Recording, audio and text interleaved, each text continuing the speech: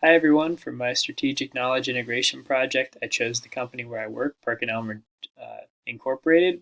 And as you can see, there's a lot of different divisions associated with PerkinElmer. So I'm going to focus on the actual location in Pittsburgh that I work at called PerkinElmer Genetics. So to summarize PerkinElmer Incorporated, it's a $2.8 billion company headquartered in Boston, Massachusetts. They're located in over 180 countries with over 13,000 employees.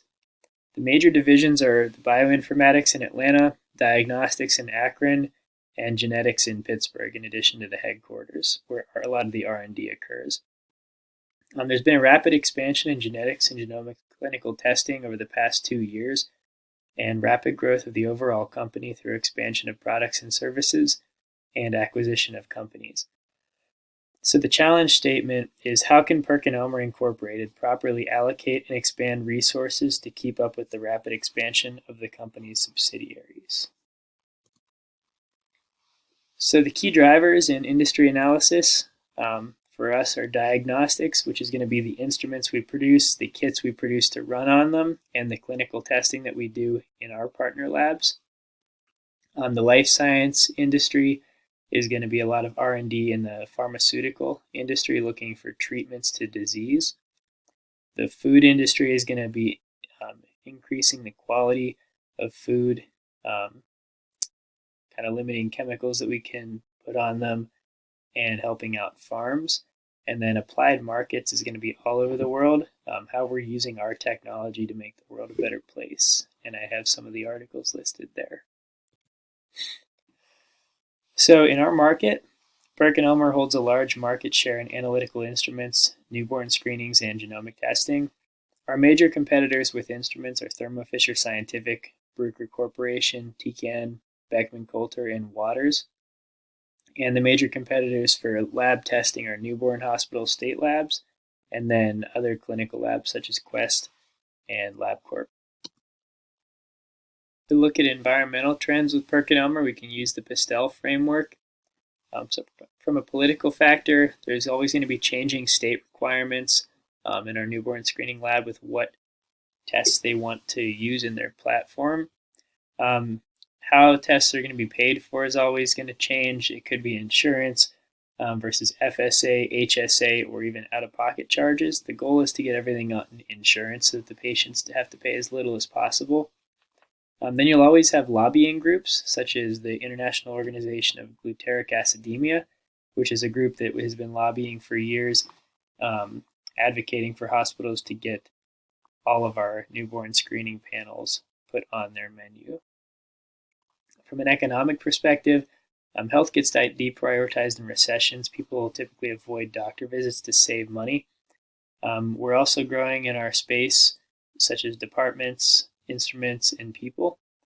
From a sociocultural perspective, the birth rate is decreasing, which will impact our newborn screening lab. However, health consciousness is increasing, so some of the other tests we're starting to offer will become more appealing to people, especially direct-to-consumer testing. That's a hot topic right now. And also, as the world gets faster, everyone expects faster results, whether it's online delivery, sample results in this case. It's just we're trying to keep up with a faster expectation.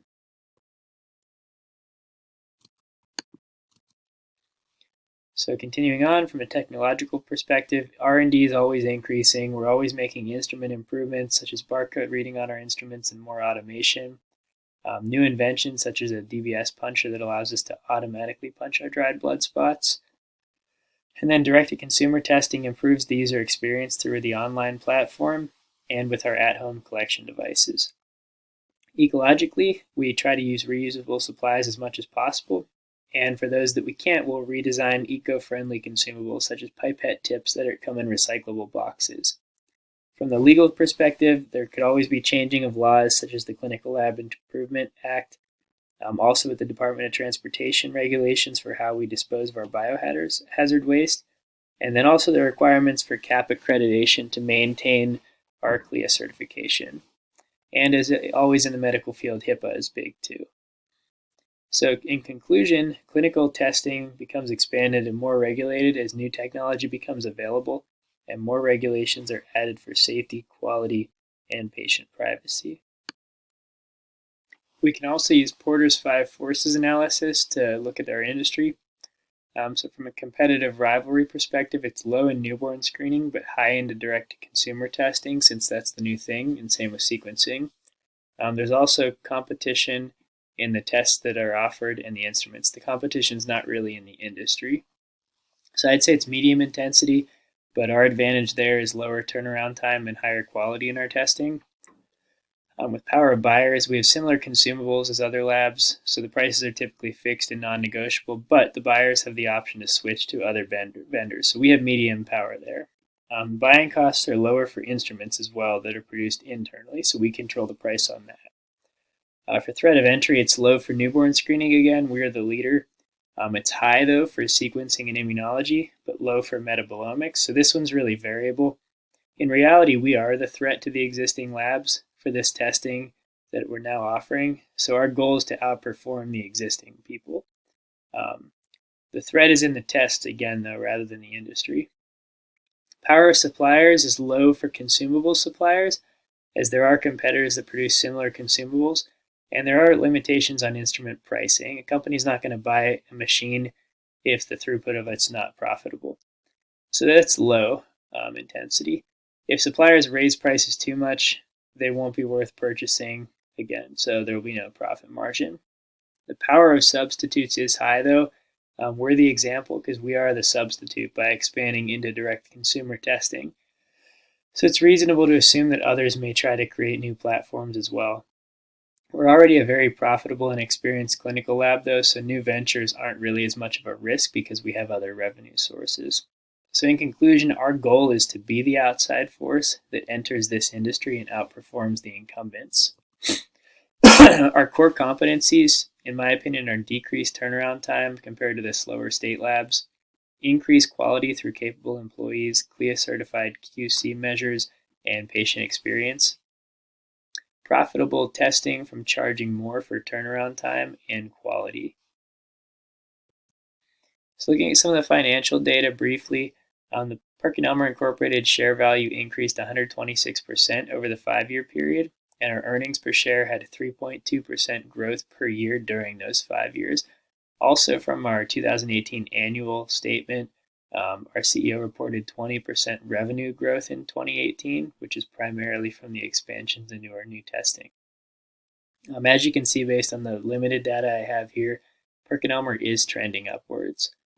And then I've got more information financially in my paper. So for the SWOT analysis, we look at the strengths, weaknesses, opportunities, and threats of PerkinElmer. So some strengths is that PerkinElmer is worldwide. We're very well known across the entire world, which opens up our customer base. We're an established company name. Our dried blood spot platform is an advantage because patients don't have to go get a venous blood draw. It's stable a lot longer as well and not as messy to work with. And our in-house instrument manufacturing and technical support gives us an advantage for lower pricing and quick turnaround when machines go down. Some weaknesses, we have limited projections for new ventures. It's kind of hard to estimate how our new labs, new platforms are going to perform. And there's always going to be competition in direct-to-consumer testing since that is the new thing. We also typically have staff limitations because usually in this lab tech industry, they're not paid as well. A lot of people in the science industry are going to med school instead. We also have limitations on our smaller locations due to corporate restrictions that come from the top. And then with the newborn screening lab, obviously the declining birth rate. Some opportunities, we can expand our sequencing panel and immunology panel and keep acquiring more lab space to accommodate the new ventures. And we can always increase our staffing to accommodate the new ventures as the sample volume increases. Some threats to worry about is if other labs that are our competitors are able to get insurance funding for their testing offered, because then our test would now become more expensive. Also, if we have the inability to handle unexpected sample volume, we have to prepare and make sure that we're able to handle what's coming in. And then there's limited advancement in a lab setting, which could drive good employees to leave, so we have to find a good way to maintain our employees or possibly advance them, without the degrees you typically need. If you're looking at a value chain analysis of PerkinElmer, some of the primary activities are supply chain management is mostly through UPS, FedEx, and USPS. Operationally, it originates in the Boston headquarters, and then it's divided down to the smaller locations for each industry that have their own leadership teams. We use standard carriers for distribution of our products. We have a worldwide marketing and sales team, but our sales service is really one of our good values. PerkinElmer diagnostic support and service engineers are available around the clock and are very good with getting out to fix instruments. From a support perspective, our R&D is always a strong emphasis with us. We have our bioinformatics systems. It's internal at our Atlanta site. With human resources, it's not as strong because all of our HR is at the headquarters. We have site accountants, though, as well as corporate accountants that handle the payroll. But our firm infrastructure is very good. It's strict because of CLIA and CAP certifications and requirements that we have to meet, but this creates higher quality for all of our processes. And we also have protected networks for data protection. If we look at our competitive analysis, some of our resources such as worldwide outreach, turnaround time, profitability, quality, and growth, most of which are sustainable. The most important, I think, being turnaround time and quality. Worldwide outreach, that's going to be possible with everyone as they grow. Profitability should be possible with everyone because that's what you need to exist and continue growing. And every company wants to grow. So to those, I only see as temporary advantages, but we do have key advantages in turnaround time and quality. So the strategic issues that I look at as our company, our new ventures are sometimes too successful, which leads to an increased sample volume beyond what our lab's planned capabilities is. We don't really know what we're getting ourselves into. And then, once that happens, there are restrictions by corporate leadership on the scope of new ventures, such as how many people we're allotted to hire, how much money should go into it, how many machines we're allowed to have. As a result, our leadership's a little bit more reactive than proactive. They wait until the problem becomes noticeable to handle it. Instead of either putting in the necessary due diligence to make sure it doesn't happen in the first place, or listening to the lower levels that are actually experiencing the problems before they blow up. And then I also think there's understaffing in key profit areas that can afford to be staffed adequately, such as my new immunology lab. We're producing revenue that the rest of the lab has never seen before, but we're a little bit lagging when it comes to staffing it so that we can keep up with our turnaround time. So as far as my recommendations go, I think corporate must become more involved in new ventures at smaller sites to gain a better understanding of issues that need addressed. I also think there needs to be more effort into the forecasting of sample volume on new projects so that the lab can have enough resources in place. We should be more confident in doing this, knowing that the future volume will pay off in time if we have the resources in place already to keep up. Also, I think corporate leadership should allocate more power to our on-site lab director and site leader for decisions that directly affect the lab, such as funding and staffing. Sometimes they just need to trust the people that are put in that place and seeing it on a daily basis.